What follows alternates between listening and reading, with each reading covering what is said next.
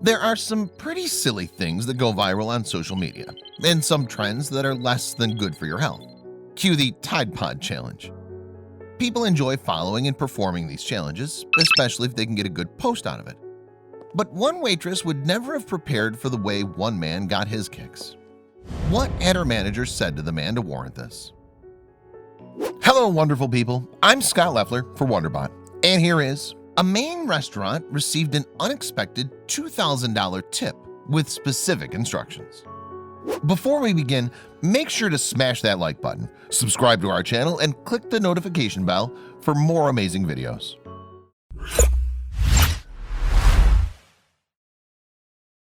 For most servers, the job is a way to make ends meet and definitely not a way to get rich. Laura Daly worked as a waitress at Blue 44 for years. But she was still no closer to her dream of becoming an occupational therapist. She was used to having good and bad nights. Ultimately, it all boiled down to the tips she received.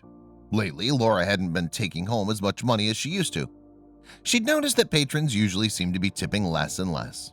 Studies have shown that people are in a tipping slump, and almost 50% of all diners have no idea how much they should be tipping. So, what is the right amount? If you didn't already know it, between 15 and 20% of the bill is the recommended amount you should budget for when dining out. But people participating in one particular challenge are upping the ante, like this regular at Blue 44 in Upper Northwest Washington. In fact, his tip came with a catch. Chris Nardelli, the owner of the 4-year-old restaurant, said one particular customer, who prefers to remain anonymous, lives in the area and frequents the bistro a few times a month. His favorite meal at the restaurant is most definitely the gumbo, which features a chicken and andouille sausage base with a dark roe, paired with an Old Chub Scotch ale. The only problem was that the gumbo isn't on the menu. Laura recognized the regular customer immediately and bustled to seat him and make him comfortable. It was Memorial Day and the restaurant was serving Blue 44's famous fried chicken. But the man didn't want the chicken, he wanted the gumbo. Laura tried to explain that the kitchen only prepared it on certain days, but the man was insistent. Laura ran to her manager to try and make a plan, and luckily the chef had made a fresh batch of gumbo for the following day. He even gave the man a few extra servings to take home, free of charge. Thinking that her dealings with the man were over, Laura focused her attention on the other diners who were patiently waiting for service. But he wasn't done with her yet. The mystery man finished his food and drinks, got the bill, paid, and left. But it wasn't until later that anyone noticed anything unusual. After all the guests had left, Laura noticed the bill on the table. Aside from the enormous tip he had left, there were some instructions written inside it. She knew this must be Chris's doing. Laura was stunned that anyone could leave such a gigantic tip on a $48.76 bill, but was left floored by the man's instructions. She'd picked up the leather folder as everyone else was cleaning up and getting ready to close, but when she peeked inside, she immediately went to go get her manager, Chris. But the owner said they were shocked when the patient left a really big tip. $2,000 to be precise. Laura said, "I was in an utter daze. I was completely speechless. I had to do a double take." She ran to her boss and said, "We need to talk."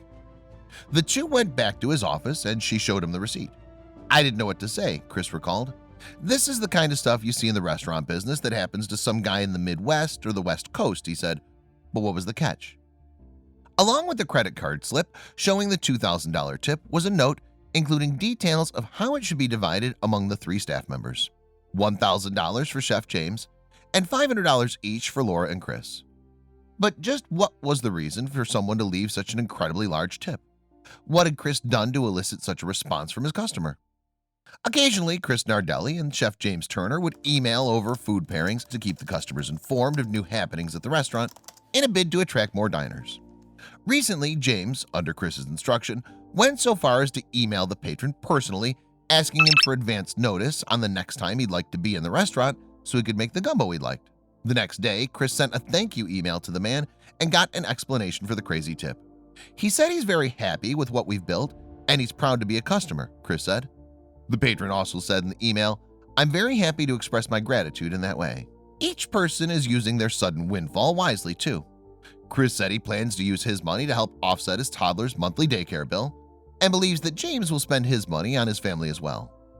Laura, a 29-year-old Silver Spring resident, said she plans to use her $500 to pay for a summer class at Montgomery College. She's working to become an occupational therapist. You think, who are these people who give these extraordinarily generous tips that just made a server or bartender's day? And then, sure enough, it happened to us. Chris said happily. He shared the story on Facebook.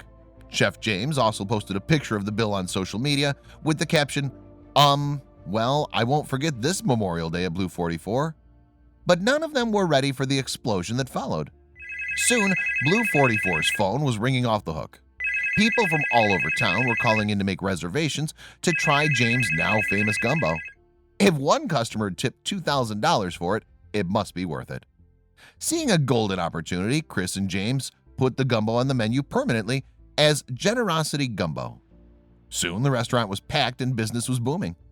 With all the attention on social media, local news stations soon caught wind of the story, and Blue 44 made national headlines. We got a lot of calls about our gumbo after that, Chris says with a laugh. It used to just be a soup of the day, but it's on the menu now. The restaurant's website also makes mention of the tip that made their gumbo famous. Since opening, the restaurant has been a 3-time consecutive winner of the Washington City Paper's Readers Award for Best Fried Chicken, the website reads. Written up both nationally and internationally for receiving a $2,000 tip, a testament to the quality of food and service. It's flattering, Chris said. It's nice to see somebody appreciate what we do and they're willing to leave something like that for us. It's hard to believe anyone deserves a tip like that. Laura added that in her 10 years of working off and on as a hostess, she has never gotten a tip this big. Never. And there was also a note on the back of the bill.